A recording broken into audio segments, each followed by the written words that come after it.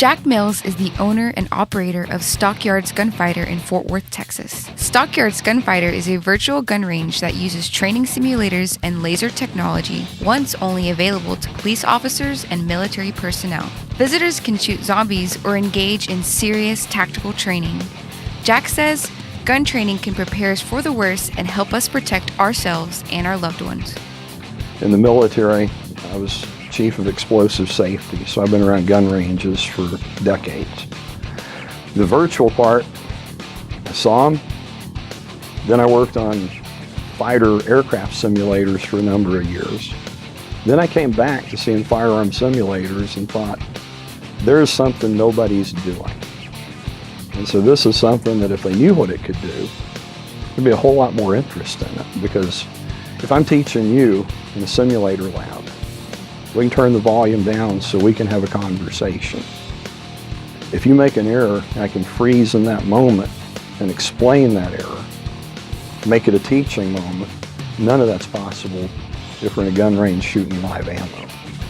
You got earphones, you got goggles, you got a real weapon throwing real ammo, so I can't have you turn into, you gotta, not that we don't play by the same rules, but our environment is just so much different that it makes it a good environment to be in. It's safe. It's at any skill level we can bring you in and work with you where you're at. And if it was a video game, it's a video game on tremendous steroids, because unlike looking at what a mouse click is doing, this is looking at where an infrared signal hits a target. That feeds back to a computer which registers whether it was a hit or miss, if it was a lethal hit.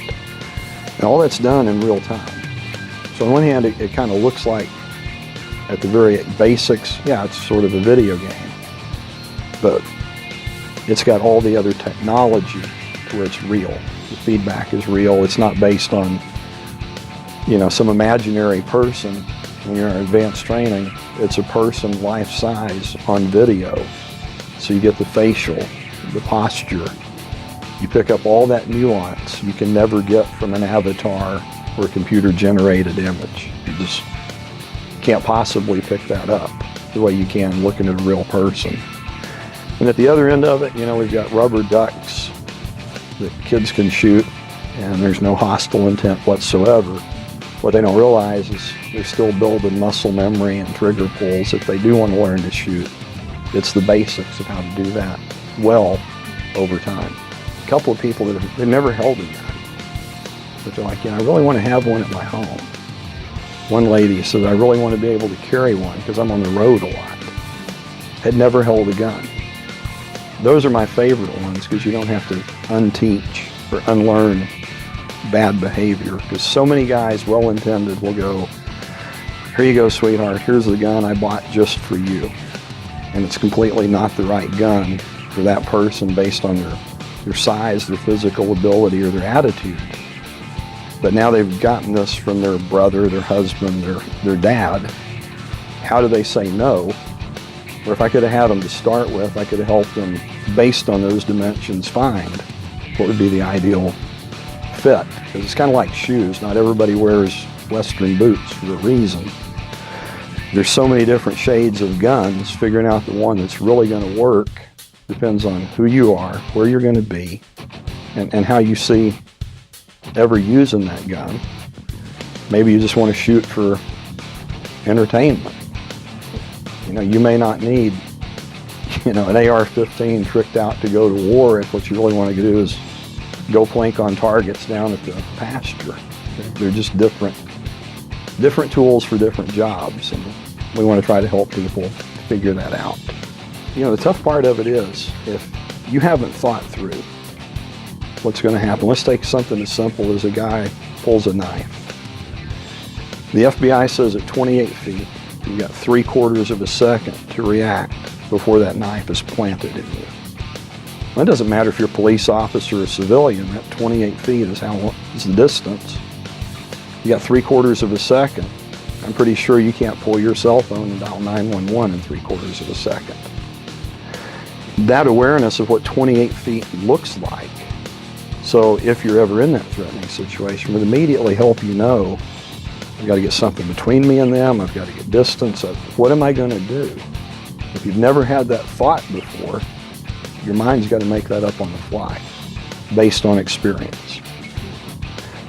If you've trained on that and you see it, you've already got a thought process, a way to make a judgment. You haven't decided exactly what you're going to do, but now you've got that awareness of there's a threat. I judge it to be under 28 feet. Now I know I've got a very narrow window to do something.